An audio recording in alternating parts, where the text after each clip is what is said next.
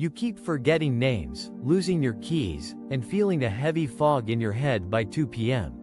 Your doctor says it's just getting older. But what if I told you your brain cells are actually starving to death because of a condition scientists are now calling type 3 diabetes? Today, we are exposing. This video is for educational purposes only. Cognitive decline and severe mental health conditions require professional medical evaluation. The information provided here is to support general brain health and metabolic function, not to diagnose, treat, or cure conditions like Alzheimer's, severe depression, or ADHD. Never alter your psychiatric medications without strict supervision from your doctor or psychiatrist. And if you are watching this with a lump in your throat because this sounds too familiar, I want you to hear me clearly. This is not laziness, and it is not a character flaw. When your mind feels slow, your words get stuck, and your afternoon crashes like a dead battery, that is not you failing at life. That is your nervous system asking for help. The brain is one of the most energy-hungry organs in the body, using about 1/5 of the body's energy and a large share of its glucose supply to keep thoughts, memory, and attention alive. That is why brain fog feels so frightening. It does not feel like a small annoyance. It feels like your mind is slipping through your fingers. And the cruelest part is that most people are told to normalize it. They are told it is just stress, just age, just being busy. But the brain does not just get busy and start forgetting simple things for no reason. When brain energy metabolism is disrupted, the problem can show up first as fog, fatigue, slowed recall, and that strange feeling that your mental spark has been turned down. Insulin signaling in the brain is an active and important part of brain metabolism, and researchers have been studying how insulin resistance may contribute to cognitive decline and Alzheimer's-related changes. This is where the paradigm shift begins. Some scientists use the phrase type 3 diabetes to describe a pattern of brain insulin resistance linked to Alzheimer's disease research. But it is important to know that this is a proposed research term, not an official diagnosis. In plain English, the idea is this. Your brain may be surrounded by fuel, but the cells are not using it properly. The keys are not working the way they should. And when that happens, the brain can feel starved even in a world full of glucose. That is why people can be exhausted, foggy, and forgetful long before anyone calls it anything serious. If this is you, I want to say something that may be the first hopeful sentence you have heard in a long time. This does not automatically mean your future is already written.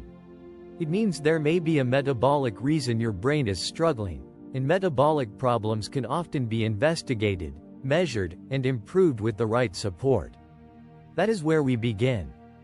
In the next chapter, I will show you exactly what type 3 diabetes means, why modern life drives it, and why your symptoms are not a personal failure.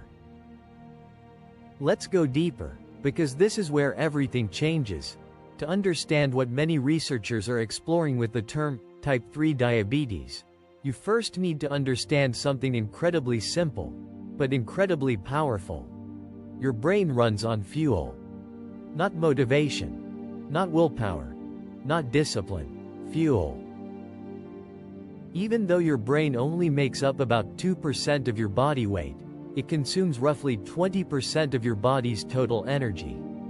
That energy primarily comes from glucose, a form of sugar circulating in your blood.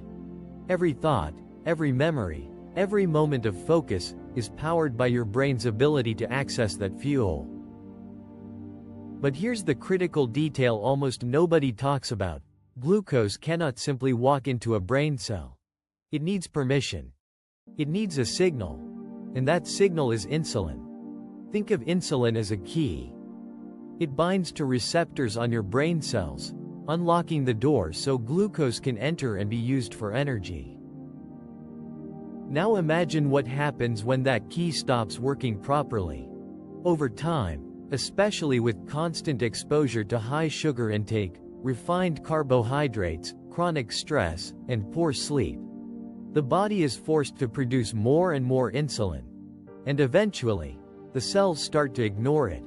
This is what we call insulin resistance. And here's where it becomes deeply concerning for your brain. Researchers have found that insulin resistance doesn't just happen in the body. It can also occur in the brain. This is what some scientists refer to as brain insulin resistance. The signaling becomes impaired. The communication breaks down. The key no longer opens the door efficiently. Now think about the implications of that. There is glucose, plenty of it, circulating all around the brain. But because the insulin signal is not working properly, the glucose cannot get inside the cells. The brain is surrounded by fuel, but cannot use it. This is the paradox, the tragedy, the silent crisis happening beneath your symptoms. Your brain cells may be starving, in the middle of abundance. And what does a starving brain feel like? Foggy, slow, forgetful, exhausted. Not because you are broken, but because your brain is underfueled at the cellular level. In the next chapter, we connect this directly to memory loss and why some researchers are linking this process to Alzheimer's disease itself. Now we get to the part that makes so many people pause and say, "Wait, are you telling me this could be more than just aging?" And the honest answer is, yes, it could be. Researchers have been studying a real and growing connection between insulin resistance, brain energy metabolism, memory problems, and Alzheimer's disease. In some papers, this larger idea is described with the term type 3 diabetes, a research concept, not an official medical diagnosis. But the message behind it is profound. Brain metabolism matters a lot. This is where the fear gets real for people. Because memory loss does not begin with dramatic scenes from a movie. It often begins quietly. Forgetting a name. Walking into a room and not remembering why. Struggling to find words that used to come easily. That pattern is not proof of Alzheimer's, but it is a signal worth respecting. Scientific reviews have linked brain insulin resistance with declines in memory and executive function. And researchers continue to explore how impaired insulin signaling may contribute to cognitive deterioration over time. And here is the part that matters emotionally. If the brain is struggling with energy handling, that does not mean you are broken.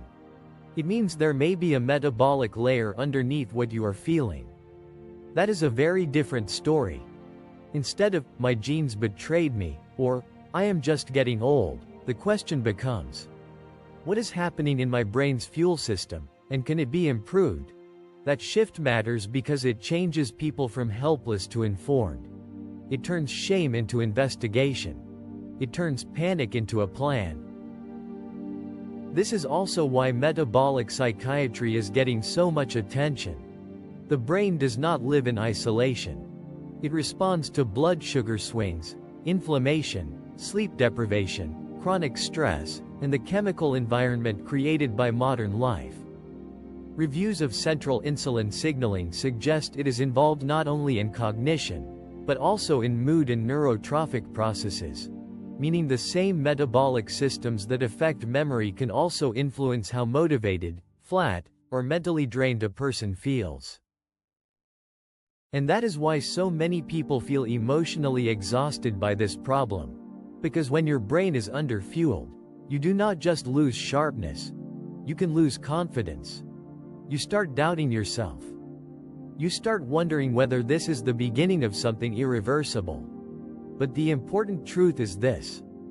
Metabolic dysfunction is not the same thing as destiny. It is a problem worth taking seriously, but it is also a problem worth investigating. And that brings us to the next question. If metabolism is part of the story, what actually helps the brain recover its energy?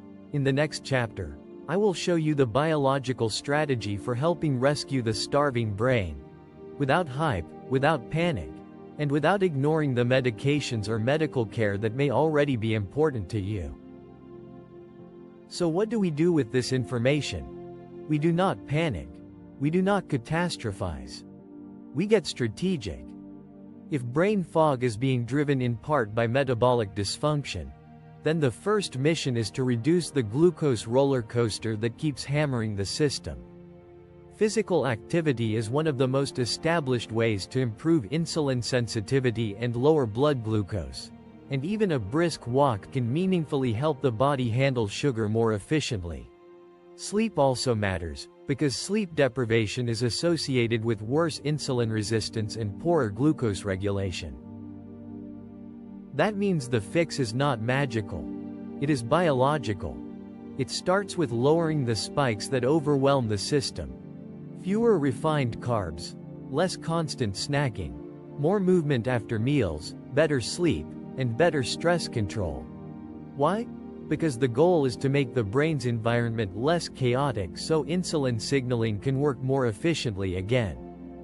Researchers continue to study brain insulin resistance because it appears to be a plausible therapeutic target in cognitive decline and Alzheimer's-related disease processes.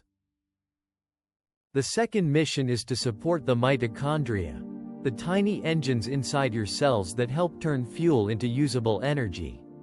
This matters because mitochondria are central to cellular energy homeostasis and redox balance, and mitochondrial dysfunction has been widely discussed in brain disease and neurodegeneration research. When those energy engines are under pressure, the brain can feel slow, flat, and depleted long before anyone sees a dramatic problem on a scan. That is why many people begin looking for targeted nutritional support, things that may help reduce oxidative stress, support cellular energy production, and help the brain recover from the metabolic burden of modern life. I want to be clear. No supplement is a magic cure, and no honest clinician should promise that. But as part of a broader plan, a premium brain and mitochondria support protocol can be positioned as an adjunct, not a replacement, for sleep, nutrition, movement, and medical care. The smartest formulas in this space are not about hype. They are about precision. Antioxidant support, mitochondrial cofactors, and ingredients chosen for brain energy, not trendy labels. The right question is not, what's the hottest nootropic? The right question is, what helps the brain make and protect energy more effectively? And I need to say this very clearly. Do not alter any psychiatric medications without a doctor or psychiatrist supervising the process. Some medications can cause serious withdrawal or relapse if stopped too quickly, and safe tapering needs a plan tailored to the individual. Your brain deserves support, not experiments. So the rescue plan is not one thing. It is a stack: steady blood sugar, better sleep, regular movement, stress reduction, and thoughtful nutritional support that helps the mitochondria do their job. When those systems improve, people often describe something powerful. The fog lifts, the afternoon crash softens, and the mind begins to feel like itself again. That is not hype. That is what happens when you stop starving the brain and start supporting its energy systems. If you remember nothing else from this masterclass, remember this. Brain fog is not always a personality problem, and it is not always just aging. In many people, it may be an early warning sign that the brain is under metabolic strain. That is not meant to scare you. It is meant to wake you up to what is actually possible. Because once you stop seeing the problem as personal failure, you can finally start seeing it as physiology. And physiology can be studied, measured, improved. That means there is hope in the very place fear used to live. Hope in blood sugar balance. Hope in better sleep. Hope in daily movement. Hope in reducing inflammation. Hope in supporting the brain's energy systems so your mind can come back online with more clarity. That is why this conversation matters so much. Not because every case of forgetfulness means something catastrophic. It does not. But because too many people are dismissed, minimized, and told to simply accept decline when there may be something modifiable underneath it. You deserve better than dismissal. You deserve a real explanation. So here is the final message. Your brain fog is a warning sign, not a life sentence. Fix your metabolism, feed your brain the right fuel, and reclaim your mental clarity. If you want a practical next step, check the link in the description for the Premium Brain and Mitochondria Support Blueprint. It is designed to complement a bigger strategy for brain health, not replace medical care. And one final reminder. This video is for educational purposes only. Cognitive decline, memory loss, and severe mood symptoms require professional medical evaluation. Never change psychiatric medications, neurologic medications, or any prescribed treatment without your doctor's supervision. Your brain is worth protecting, and you are worth taking seriously.